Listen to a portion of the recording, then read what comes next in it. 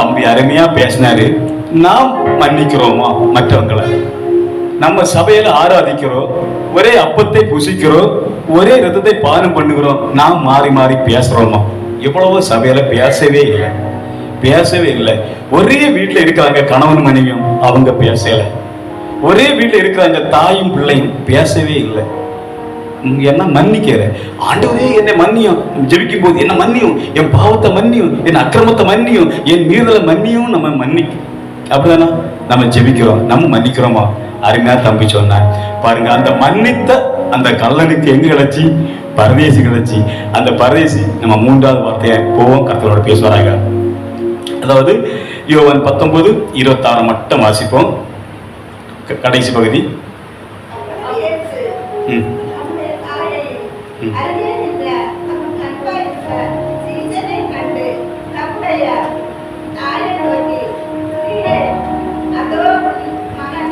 போதும்.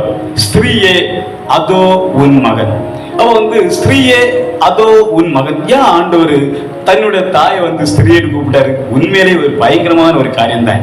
ஒரு அம்மாவை பார்த்து, ஸ்திரீன்னா பெண்ணுன்னு அர்த்தம். வடமொழி எழுத்துல ஸ்திரீ, தமிழ்ல பெண்ணு. நம்ம பெண்ணுன்னு கூப்பிடுவோமா? கூப்பிட மாட்டோம். ஆனா நான் வெளிநாட்டுல இருந்தனால தன்னோட தகப்பனை பிள்ளைகள் பேர் சொல்லி கூப்பிடுறாங்க. பிறகு உண்மைதானா? தன்னுடைய தகப்பனை வயசானா கிழவை நம்ம அதாவது சேவன் கூப்பிடுவாங்க. சேவன்னா கிழவை. தகப்பனரை இந்த முடி நரைச்சுன்னா கிழவா அப்படின்னு கூப்பிடுவாங்க. அதுக்கு எந்த ஒரு இதுவும் கிடையாது, கிழவான்னு கூப்பிடுவாங்க. தகப்பனரை பேர் சொல்லி கூப்பிடுவாங்க. தாயை பேர் சொல்லி கூப்பிடுவாங்க. அது தாயை அக்கான்னு கூப்பிடுவாங்க, அம்மாவை அக்கான்னு சகோதரின்னு கூப்பிடுவாங்க. அது அந்த இடத்து பாடிக்கு. அது சில பேர் இது அப்படியே இருக்கலாம். இந்த ஸ்திரீயே அப்படியேன்னு கூப்பிட காரணம் என்னன்னு சொன்னா, நம்ம யோவான் 2 கானா ஒரு கல்யாண வீட்டிலே இயேசு தாயை பார்த்து ஸ்திரீன்னு கூப்பிடுறாங்க. அப்படின்னா ஸ்திரீயே. அப்போ அந்த ஸ்திரீன்னு என் வேலை என்ன வரலன்னு. அப்போ நான் நினைச்சேன், நான் இந்த பைபிளை நான் இயேசுவை ஏற்றுக்கொண்ட புதுசு அந்த பைபிளை வாசிக்கும் போது தன்னுடைய தாயை பெண்ணேன்னு கூப்பிடுறாரு. இந்த ஆர்சி பைபிள்ல பெண்ணு தான் இருக்கலாம். அப்போ இது தீர்க்க தரிசனம் நிறைவேறதாகும். அதாவது இயேசு யாருமா? ஆதியாகமும் 3ஆம் அதிகாரத்தில் இருப்பாருங்க. பாருங்க, 3ஆம் அதிகாரம் 15ஆம் வசனம்.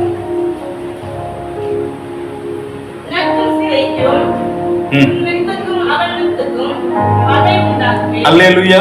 அப்ப ஆண்டவர் யாருன்னா கர்த்தராகிய இயேசு கிறிஸ்து ஸ்திரீயின் வித்து. அவர் புருஷன் வித்து அல்ல, ஸ்திரீயின் வித்து. அல்லேலூயா, அல்லேலூயா. இந்த அல்லேலூயா செய்த போது கரங்கள் உயரட்டும். ஏன்னா தேவனுக்கு மகிமை செலுத்துறது. உங்க பாஸ்டர் சொல்லி தரல இல்லையா? அதாவது அல்லேலூயா தேவனுக்கு மகிமை செலுத்துறது. கரங்களை உயர்த்தணும். அது கரங்களை உயர்த்தி தேவனுக்கு நம்ம மகிமையை செலுத்த வேண்டும். அல்லேலூயா, அல்லேலூயா. ஆமென். கர்த்தர் நல்லவர். பாருங்க, அவர் இயேசு ஸ்திரீயின் வித்தா இருந்ததுனாலதான் ஸ்திரீயே அப்படின்னு கூப்பிட்டாரு. அவர் ஏன் சிலுவையில தொங்கும் இயேசுவை, அப்ப சிலுவையில இயேசு தொங்குறாரு. ஸ்திரீயே அதோ உன் மகன்னு சொல்ல முடியுமா? மன்னியும் ஒரு வார்த்தையை சொல்லிட்டாரு.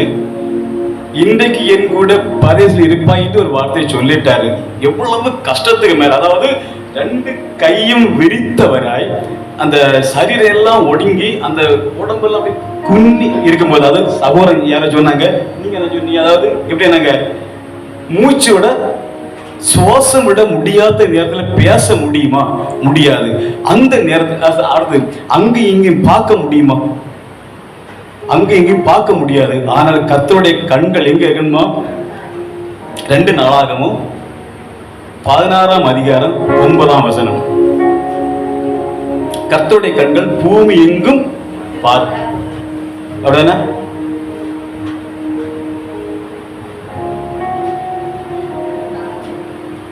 2 நாளாகவும் 16ஆம் அதிகாரம் 9ல எடுத்தீங்களா?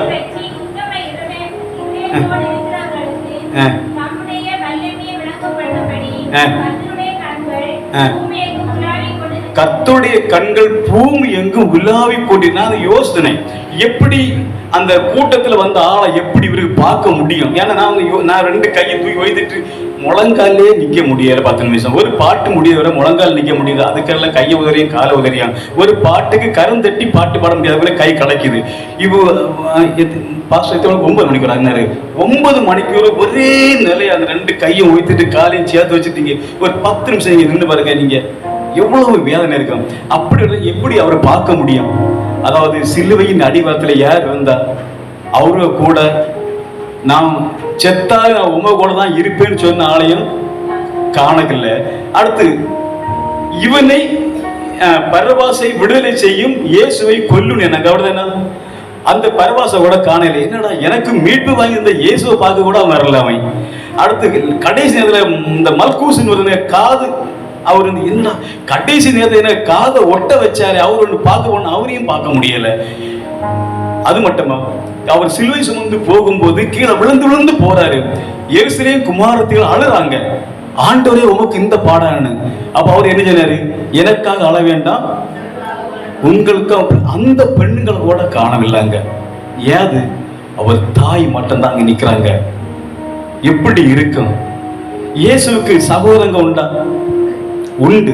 சகோதரி மகள் உண்டா? உண்டு. உங்க சந்தேக வசனம் இருக்கணுமா? வேண்டாம் இல்ல. அவங்க எங்க போனாங்க? அவங்க கூட இல்லை. ஒரு 4 சகோதரங்க உண்டு இல்ல இயேசுவுக்கு. பக்கத்துல யாருமே இல்லையே, யாரும் இல்லை. அப்பம் புஷத்தவங்க இல்ல. 12 கூட அவர் செமந்தாங்க இல்லையா சீசர்கள், அவங்கள காணல. தன்னுடைய மகனை ஜீவனோட எடுத்து கொடுத்த அந்த ஸ்திரீயை காணல. குஷ்டரோகிகளை காணல, குருடனை காணல, அந்த பெரும்பாடுள்ள சகோதரியை காணல.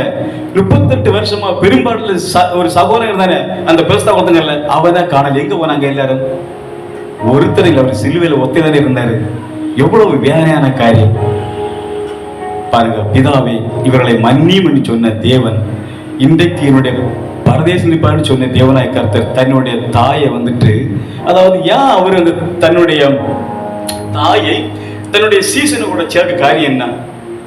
தன்னுடைய தாய்க்கு ஒரு துணை வேணும், அப்படிதானே?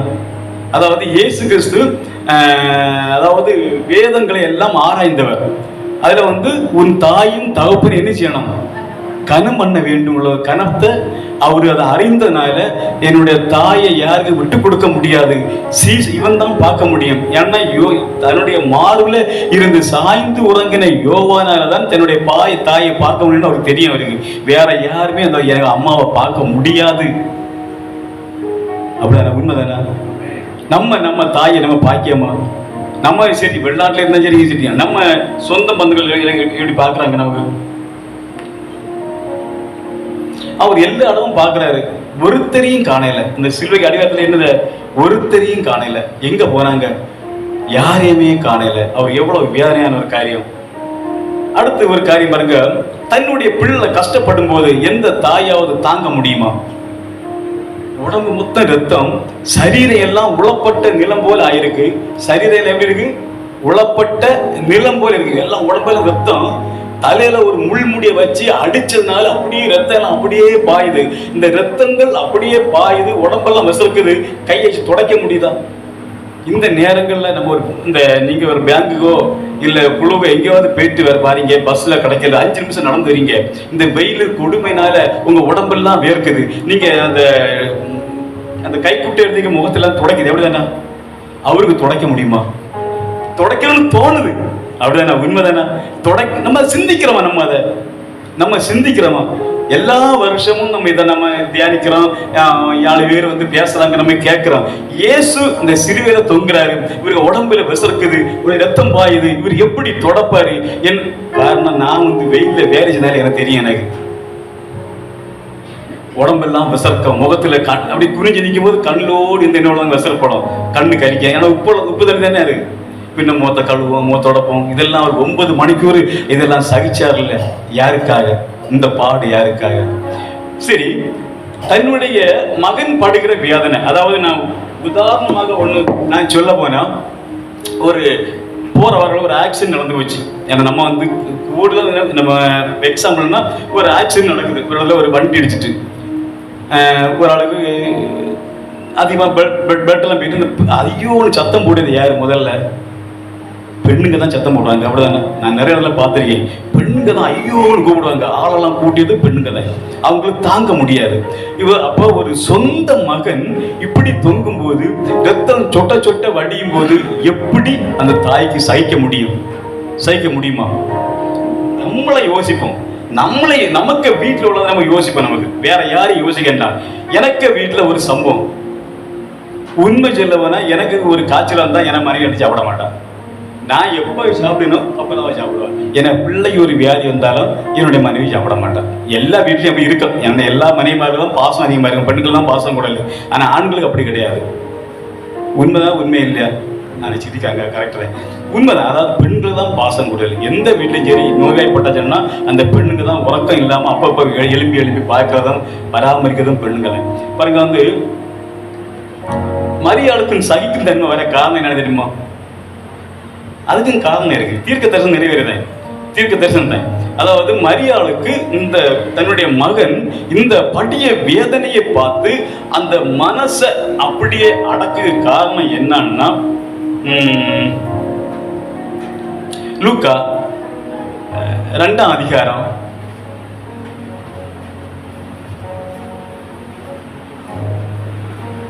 லூக்கா 2:34. சிமியோன் அவர்களை ஆசீர்வதித்து அவருடைய தாயாகிய மரியாளை நோக்கி, இதோ அநேகருடைய இருதய சிந்தனைகள் வெளிப்படத்தக்கதாக இஸ்ரவேலில் அநேகர் விழுகிறதற்கும் எழுந்திருக்கிறதற்கும் விரோதமாய் பேசப்படும் அடையாளமும் ஆவதற்கும் இவர் நியமிக்கப்பட்டிருக்கிறார். உன் ஆத்துமாவை ஒரு பட்டயம் உருவி போகும். அல்லேலூயா. ஒரு பட்டயம் எப்ப? இயேசு 8வது நாள் பிறந்த 8வது நாள் ஆலயத்துக்கு கொண்டு போகும்போது சிமியோனை கையில கொடுக்கும்போது சிமியோன் கொடுத்த ஆசீர்வாதம். அல்லேலூயா. அப்ப அதை தன்னுடைய மனதில் வைத்து விட்டு இருந்து சிந்தனை பண்ணினாள். அவளுக்கு மனசுல அது வந்தது. அநேக தீர்க்க தரிசனங்கள், இயேசுவை பற்றிய தீர்க்க தரிசனங்கள் எல்லாம் என்ன வந்து அவளுக்கு மனசுல வந்தது. அதே மாதிரி 49 அதே 49 வசனம்.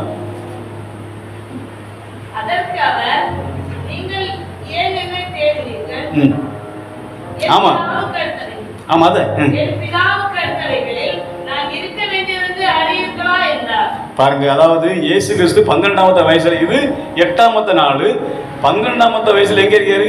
ஆலயத்துல. இவங்க எருசலேம் தேவாலயத்துக்கு போகும்போது இவர் அங்க இருந்துருவாரு. வேத பாரருடையும் பரிசேயருடையும் தெரிவாரு. வேதத்தை பற்றி கதைகளை கேட்டிருப்பாரு. அங்க எல்லாம் சம்பாதம் பண்ணிப்பாரு. இவங்க சரி கூட்டத்துல தான் இருப்பாரு. இவங்க போனாங்க. 3 நாள் கழிஞ்சு இங்க வராங்க. 3 நாள் கழிஞ்சு இங்க வரும்போது இவங்க என்ன செய்ய ஆலயத்துல? அப்ப இதெல்லாம் அவங்க சிந்தனை. அப்ப வந்து மகனே ஏன் இப்படி செஞ்சீங்க? அப்ப அவர் என்ன, அதுக்கு பதில் எழுவாரு, என் பிதாவுக்கு அடுத்த சிந்திக்க வேண்டியது காரியம் அல்லவா, நீங்கள் ஏன் என்னை தேர்ந்தீர்கள்? அப்படிதானா? அப்ப வந்து அதுலயும் அவங்களுக்கு சிந்தனை தான். அப்ப வந்து மரியாளுக்கு எல்லா விஷயம், அந்த குழந்தை வயத்துல உருவான அண்ணு தொட்டு, குழந்தை வயத்துல உருவானது முதல் பிறந்தது வரை 12 வயசுல சம்பவங்கள் மரியாளுக்கு தெரியும். எல்லாம் மனசுல வைத்து சிந்தனை பண்ணலையா? சிந்தனை பண்ண. அப்ப வந்து எந்த ஒரு தாயும் சகிக்க முடியாது. ஆனா தாய் சகிக்க வேண்டிய காரணம் என்னன்னா, ஒரு தாய் சகிக்க வேண்டிய காரணம் தீர்க்க தரிசனங்கள், வேத வாக்கியங்கள் நிறைவேறும்படியாக இப்படி நடந்தது. பாருங்க, அதாவது அந்த யோவான்ல வந்து அந்த வசனம் எடுத்து 27ஆம் வசனம், யோவான் 19.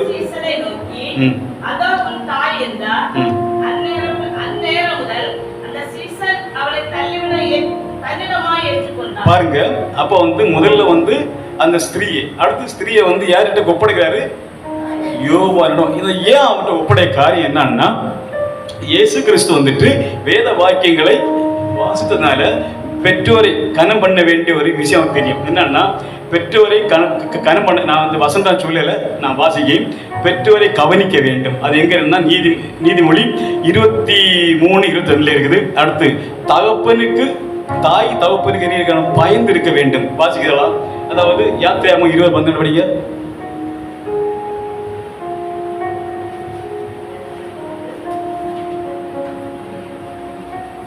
யாத்திராகமம் 20:12.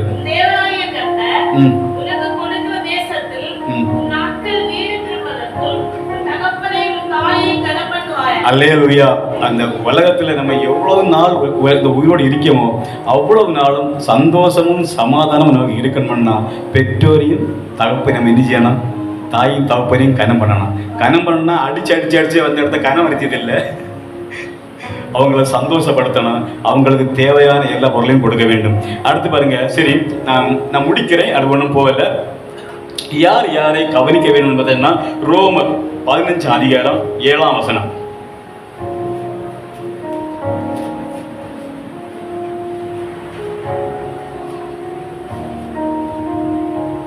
ஆதலால் தேவனுக்கு மகிமை உண்டாக கிறிஸ்து நம்மை ஏற்றுக்கொண்டது போல நீங்களும் ஒருவர் ஏற்றுக்கொள்ளுங்கள். அல்லேலூயா. கிறிஸ்து நம்மை கிறிஸ்து நம்மளை எப்படி ஏற்றுக்கொண்டாரு?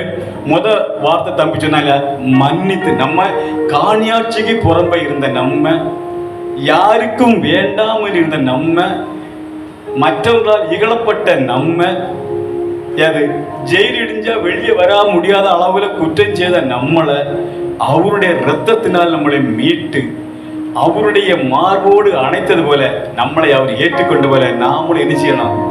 மற்றவர்களை ஏற்றுக்கொள்ள வேண்டும். ஏற்றுக்கொள்ளணும். எப்படி ஏற்றுக்கொள்ளணும்? அந்நியரை உபசரிக்க மறவாதிருங்கள். இதனால நம்ம அறியாம யாரை உபசரிக்க போறோம்? தேவதூதரை உபசரிக்கிறோம். அப்படி உபசரித்தவங்களை எல்லாம் பார்க்கலாம். கர்த்தர் சித்தமானா பார்க்கலாம். இப்போது இந்த இடத்துல நம்ம நினைச்சுக்கிறோம், முடிக்கிறோம். ஜெபம் பண்ணுவோமா? நல்ல ஆண்டவரே, அருமை பிதாவே, இந்த நேரத்தை நாங்கள் உம்முடைய கரங்களை தருகிறோம். ஆண்டவரே, நீர் எங்களோடு பேசினதுக்காக உமக்கு ஸ்தோத்திரம் ராஜா. மன்னித்த நீர் ஆண்டவரே, நீர் பரதேசில கொண்டு வந்தீங்க. அதிலிருந்து தாயும் தகப்பனையும் கனம் பண்ண வேண்டும் சொன்னீங்க. அன்றே நாங்களும் எங்களுடைய தாய் தகப்பன்மாரை கனம் பண்ண ஒன்றுக்கொன்று நாங்கள் விட்டுக் கொடுக்கும்படி கிருபை செய்கிறாங்க. நீங்க அப்படி செய்யறதுக்காக உமக்கு ஸ்தோத்திரம். இயேசு நாமத்தில் நல்ல பிதாவே, ஆமென்.